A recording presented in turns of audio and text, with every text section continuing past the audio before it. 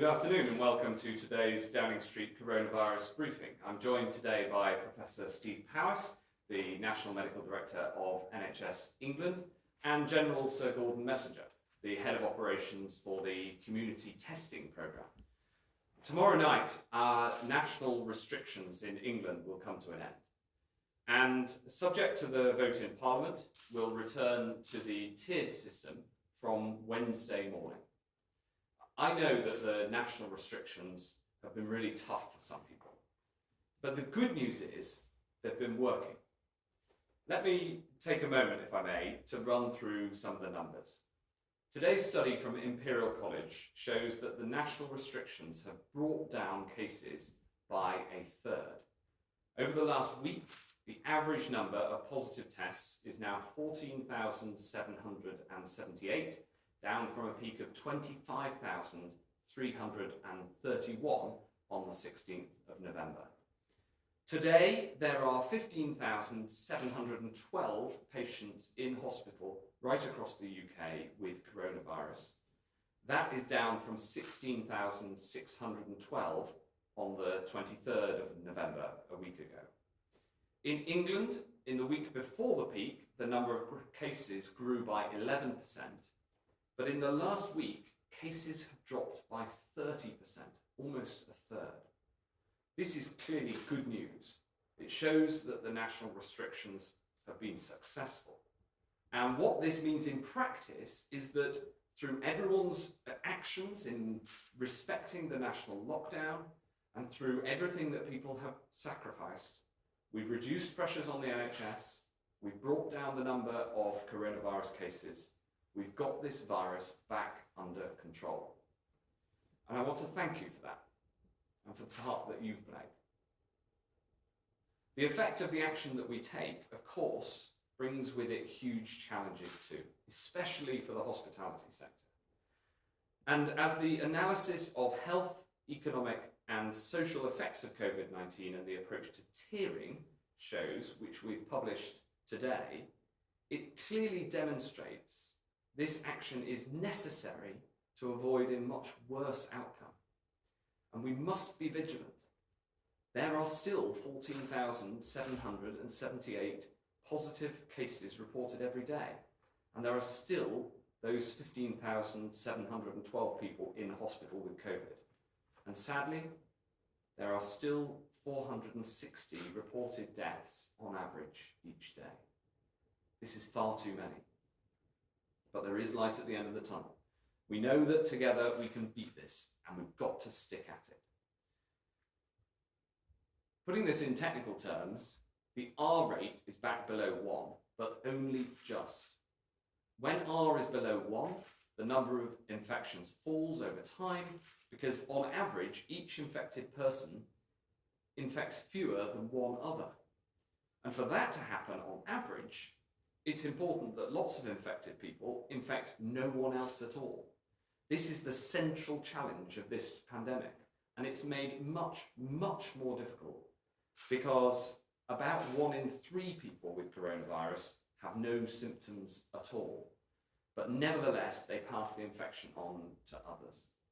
And that is why, even as we ease these national restrictions, we've got to keep some restrictions in place. Hence the tiering system. So while we can let up a little, we can't afford to let up a lot. The success of our collective efforts means that from Wednesday, everyone in England, even those in Tier 3, can have some greater freedoms. But we don't have much headroom. We can't risk letting cases rise again, especially into Christmas and with the flu season round the corner. The Prime Minister has published the government's COVID winter plan, which sets out the end to national restrictions and the steps that we'll take to help to bring life back to normal by spring. But even as we take those steps forward, we must keep our resolve. We've worked so hard and collectively sacrificed so much. But we can get through this, and I know that hope is on the horizon. In the past fortnight, we've made some really significant progress on vaccines. And the NHS now stands ready to deploy a vaccine should one be approved by the UK's independent regulator. Today, Moderna, the American company, formally filed for its vaccine in America. Moderna has already been submitting data to the MHRA, the UK's regulator, for some time. And as we set out this weekend, we've secured 2 million further doses, meaning that we in the UK now have access to a total of 357 million doses of 7 different vaccines. And while we keep working on a vaccine, we've already built a huge testing capacity that we can deploy right now. And I wanted to take a moment to talk through the next steps on testing. Since the start of the pandemic, we've built the biggest testing capacity in Europe. And it means we can use tests to do lots of things that we couldn't do before. In addition to our symptomatic testing program and the rapid testing that we're now deploying in the NHS and across social care, we have the capacity to do more. Today, we begin the rollout of our university student testing program and expand community testing. And we won't just test people with symptoms. Because of this problem of asymptomatic transmission, people who don't have symptoms but do have COVID, transmitting COVID to others, we're going to test people who don't have symptoms as well. This really matters because by finding the positives, we can break the chain of transmission and stop other people catching COVID. In Liverpool, where over 300,000 people, both those with symptoms and those without, where that testing has happened, they've managed to bring the case rates down by over 3/4. And so on Wednesday, Liverpool will go into tier 2, not tier 3. Of course, I want to see this sort of success right across the board. So we're rolling out community testing much more widely. We've been working with those going into tier 3 with colleagues from Scotland, Wales and Northern Ireland too. And today, with the publication of our community testing prospectus, we set out the next phase of that work to give tier 3 areas a faster way out of the toughest restrictions, to support them to come down the tiers as has happened in Liverpool. We've already received significant interest from around the country, including from the West Midlands, Redcar, Warwickshire and Medway and others. And this offer is available all across the UK and will be delivered in partnership with local authorities in tier 3 areas and with devolved administrations throughout the country. Because by using tests that can turn results around in under 30 minutes, we can identify and then isolate people who have COVID, including, crucially, the about 1 in 3 people with COVID who don't have those symptoms at all, but can nevertheless pass the infection on. Because if you have COVID without symptoms and still infect others, that of course is a silent danger. You wouldn't know that you're risking lives around you. And so to anybody, if you're offered a test, please take it. You might just save a life. The final thing I wanted to say is that it is all of our responsibility to keep ourselves safe, to keep our families, our friends, and our communities safe. That responsibility is on all of us. And I know that it weighs heavily. We've been carrying it for a long time now. But the light of dawn is on the horizon. It's the moment to stand firm until the morning. So we can look back and see clearly that everything we gave and everything we did, it was not for nothing, but so we could save lives and build back better for everyone. I now want to turn to Professor Powis to take us through the latest numbers on the impact on the NHS. Thank you, Secretary of State. And today I'm going to present just a single slide. It's an update of a slide that I've shown before, which concerns COVID.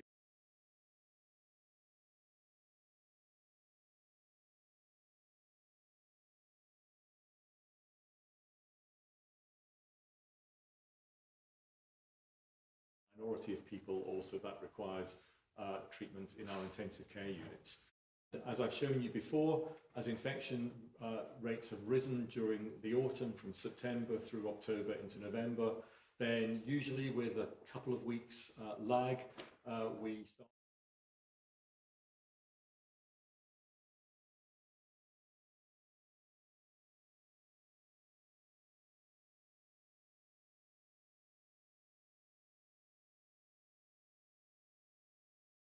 November, and we would expect it would be a couple of weeks, as I've said, before we begin to see the effects of that on hospitalisations. As the Secretary of State has said, we have the evidence that infection rates are now falling and have been falling during this period of lockdown, and we are now just beginning to see that translate through into hospital admissions, which have been falling, and into the overall number of people in hospital, which again in recent days has started to turn the corner and is now falling.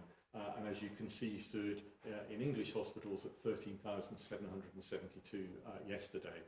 Now, beneath this, there is some regional variation in the northeast and the northwest, where infection rates have been falling from a high base. We have similarly seen early falls in the number of people in hospital. In the south of the country, where infection rates have been lower but increasing, we are only just beginning to see some effects of the lockdown. But it will be the next week or two as we see those full effects translate through. But of course, what's crucial is that we see hospital admissions and hospital inpatients falling. We're going into winter, the NHS's busiest time. We are continuing all the elective work that we do and trying to catch up on the backlog that was caused by the pandemic over the spring. So it's crucial that we don't have so many patients in our hospitals that we cannot do that work. And that's why it's important that numbers continue to fall, and of course that's why it's important that infection rates fall. So we do need to see the further effects of the measures that we all have to follow, and of course everybody in the NHS is extremely grateful that the public is complying with those measures, because that is how we can all support the NHS in its work. Secretary of State. Thank you very much, Professor Powis. The first question by video is from Ella in Southampton. Ella. When the tier system begins this week, what are the rules regarding social distancing and an established relationship in a tier 2 area? My boyfriend and I are in a long-term relationship, but we live in separate households, so we're unsure what rules apply to us. Can we see each other indoors, or are we only permitted to see each other outdoors despite being an established relationship? Thank you very much, Ella. The rules about exactly what is permitted in each of the tiers is on the gov.uk website, and we're also making sure that it's widely available through advertising. I start my answer with that because for everybody watching, if you're in a specific situation, then the best thing to do is to go and look precisely at the rules. Now, of course, I understand the impact on people who are in a long-term relationship, and we have made specific provision. But the general rule for those who are in tier 2 is that it is the rule of 6 applies outdoors, including, for instance, in a private garden. But indoors, you should only be mixing with people who are in your own household. So I hope that answers the question, and I would urge you to go and look on the government website if you've got any query on any of the specific rules in any of the tiers in which you live. The next question from Adrian in Worthing, which has been submitted by text. What provision is there for testing of all students at universities before they return home for Christmas? Well, this is a great time to ask this question, Adrian, because today is the first day that we're rolling out the widespread testing of people who are about to return from university. And we want to make sure that people can come home from university, but do that in the safest possible way. So there's a programme right across universities, right across the UK, to ensure that as many people as possible can get a test before they travel. And this is a really helpful contribution, an example of how the expansion in testing capacity that we've built up over these last 9 months or so can have a real world impact. And then, of course, there are arrangements in place that if you're at university, your university will be able to give you the details of, for those who test positive, who of course then need to isolate along with their contacts. but that's starting today. Is there anything else that you think we should add? No. So thank you, Adrian. That is the provisions there. And I hope that all students will engage with this enthusiastically, because it's so important for making sure that people can get home safely at the end of this term. The next question is from Hugh Pym from the BBC. Hugh. Thank you, Secretary of State. Testing for students is voluntary and is not available to every student at every university, so how effective can that programme be? And a question for Steve Powis. How worried is the NHS about a new wave of infections putting real pressure on the NHS in January following the relaxation over Christmas? Thanks, Hugh. So our approach to testing is that it's voluntary. We haven't made testing mandatory, and maybe I'll bring in a general messenger on this approach with the community testing that we're rolling out as well, with the prospectus that's being launched now. Of course, our goal is to get this testing made available to as many students as possible. It is a huge logistical exercise. I'm very grateful to the universities right across the UK who've engaged with us to help to make this happen. It is about making things as safe as possible. Anybody who has a concern about the need to access testing should in the first instance speak to their university, because we're doing this in partnership with the universities. I think it will make a good difference, a good positive difference, but as I say, we haven't made it mandatory because that brings in all sorts of other considerations, and we think that it is therefore best done on a voluntary basis. A general messenger, and then I'll bring in Steve on the second question. So obviously a really important part of the community testing programme is to try and drive up participation. The higher numbers that we get tested, then the more effective this regime will be. And we think that the best way to do that is to work with the local communities and the local leaderships, because they're best able to tackle where needs are, where risks are, and they're best able to tailor their offer to the local communities that they serve. So that's right at the heart of this community testing programme, is a partnership that's led from the local level, but supported by central help. Thanks very much. And Steve, on the second question about the new year. Thank you, Hugh. Well, as I said when I introduced the data slide, it really is important for the NHS that we get infection rates down, and that translates, as it does, into taking pressure off hospitals, reducing the number of admissions and reducing the number of people in hospital with Covid-19. And that's for a number of reasons, and I'll say them again. Firstly, unlike the spring when we were heading out of winter into the summer, we are now heading into the winter. The NHS is always at its busiest in January, February and into March. We see more infections, chest infections from other viruses and bugs. We see more slips, trips and falls. So the pressure on the NHS builds. So it's crucial going into that period that we have this under control. Again, unlike the spring, we are continuing as full on as we possibly can with all our routine work, our elective work, and we are trying to make sure that we catch up, unfortunately, on the backlog that we had because of the pandemic in the spring. And of course, we've always been open for everybody with emergency conditions, with symptoms for heart attacks, strokes, and we need the public to access the NHS just as they always do.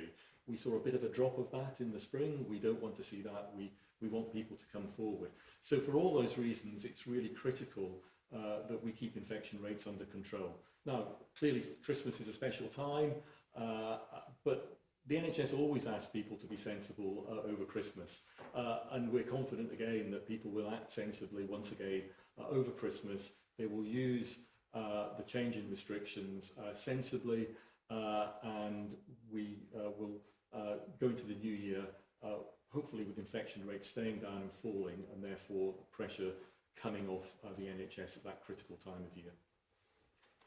Thanks, Hugh. Next question is from Emily Morgan at ITV. Emily. Thank you, Secretary of State. I've got a question about mass testing. I just wonder how you expect to have the same success you had in Liverpool if you're not going to give the councils the same sort of resources. Coventry Council have told us that they feel like they've simply been left to try and work this out themselves, and it will cost them £1 million. Will they get that sort of money to be able to do the community testing you want them to be able to do? Well, yes, in the prospectus that we're publishing right now, it includes extra funding for local authorities to do this testing, up to a figure of £14 per test done. So that's quite significant extra funding that's available across the UK for councils that want to make this work on the model of Liverpool. And I'll ask a General Messenger to set out more details of how we can make it work, because this community testing approach is so important to finding the cases that we haven't yet found, and so reducing the number of infections, which obviously is critical for everybody. So firstly, we're trying to move away from the term mass testing. I think this is about community testing. It's about tailoring it to the needs, as I said, of the local area, and that might be geographically specific, or it might be ethnic community specific. And I think the Secretary of State's right when he says the prospectus, which will be public from now, will set out a great deal of support and a great deal of signposting for what is on offer to these local authorities. And one could easily see an arrangement where we're setting up some small local targeted community testing sites, but equally when a community wants to target broader swathes of the population, something larger, something more sort of ubiquitous, tackling larger swathes of the population. It really depends on where the need is, and will be driven by the local leadership of the local directors of public health. It's important to talk about the workforce here, I think, because as you rightly point out, Liverpool was delivered primarily by a military workforce.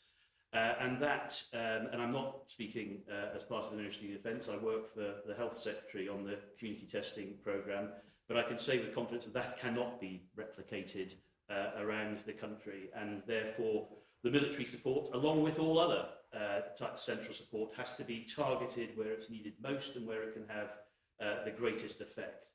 So I have absolutely no doubt that the military will continue to play a really important part in the community testing programme, but the baseline assumption in terms of workforce generation is that that will be delivered locally with considerable support from the centre.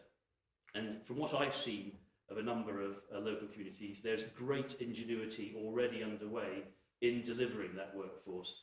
They're accessing the volunteer force, they're working very innovatively with the private sector, and yes, of course, they've got good liaison with local leadership in the military.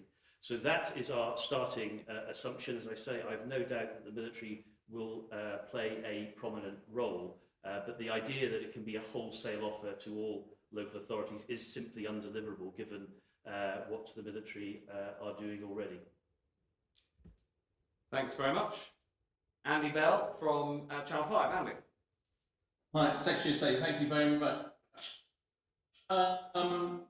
Realistically, is there any chance of any part of England being able to move down a tier this side of Christmas? There's meant to be a review in a couple of weeks' time.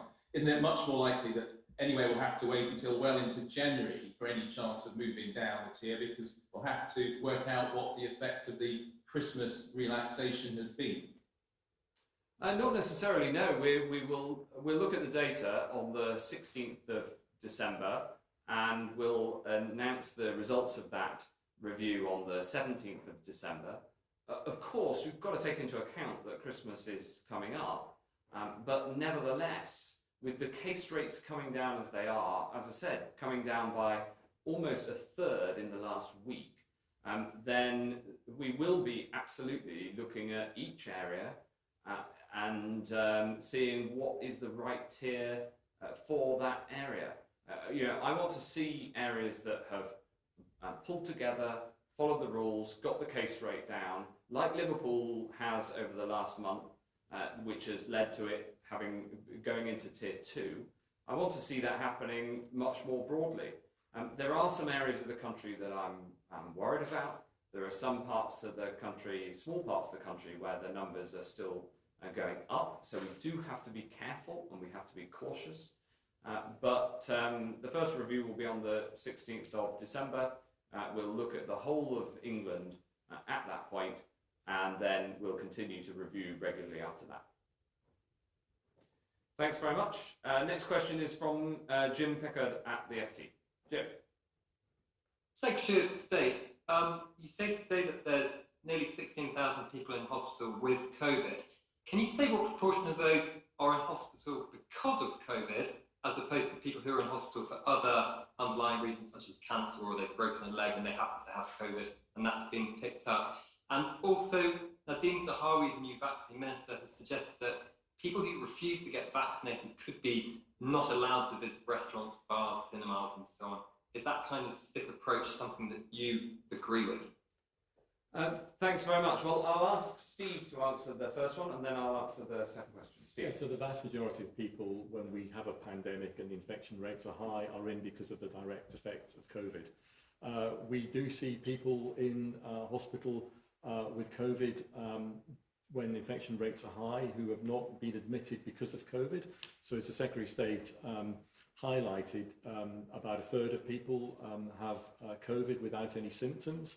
So we have for some time in the NHS been testing everybody who gets admitted for COVID to pick up whether they have it or not. And of course, as infection rates increase in the community, then the chance of picking up asymptomatic individuals as they come into hospital increases. So we certainly do see cases of individuals who've come into hospital without COVID who then test positive. And that's why we've got very detailed infection prevention and control measures in. We not only test people when they arrive in hospital, we test people after they've been in hospital for a few days, because it is also possible that when you arrive, you may test negative. So we're very careful to ensure that we're testing people on a regular basis in their first week in hospital. Because that keeps patients safe, it keeps staff safe. But the important thing, of course, as I always say, is to get infection rates down, because the lower the rate in the community, the less the chance is that you will be admitted into hospital for some other condition and turn out to test positive for COVID. And on vaccines, look, our overall approach on the vaccines is firstly that we do not plan to mandate the vaccine. We think that by encouraging the uptake of the vaccine, we will get a very high proportion of people in this country to take up the vaccine, because of course it protects you, but it also helps to protect your loved ones and your community.